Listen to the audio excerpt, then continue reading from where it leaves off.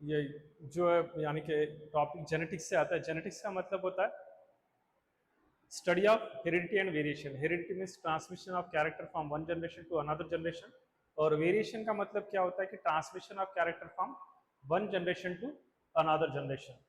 तो ये जो principle of inheritance and of variation, then molecular basis of inheritance और इवोल्यूशन, ये तीनों आते हैं जेनेटिक्स में। तो यहाँ पर हम देख रहे हैं स्टार्टिंग को, ये biography of Gregor John Mendel, इनको फादर ऑफ जेनेटिक्स कहा जाता है।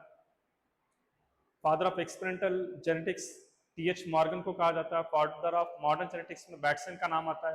फादर ऑफ ह्यूमन जेनेटिक्स में गरुड़ नाम के साइंटिस्ट का नाम आता है।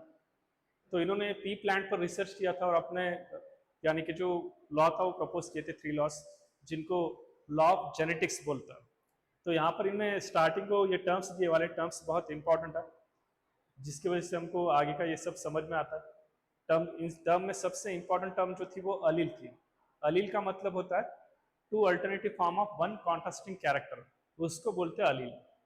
इन्होंने पी प्लांट पर रिसर्च किया था। इसके पहले इन्होंने रिसर्च किया था राजमा पर, जिसको लबलब बोलते हैं। एहलेबी एहलेबी, लवलो नहीं बोला, लबलब है। उसके बाद यहाँ पर एक क्वेश्चन पूछा था कि इन्होंने पी प्लांट पर रिसर्च किया था तो कब से कब तक किया था। लगभग देखिए इनका 7 शायद मुझे लगता है लकी नंबर है।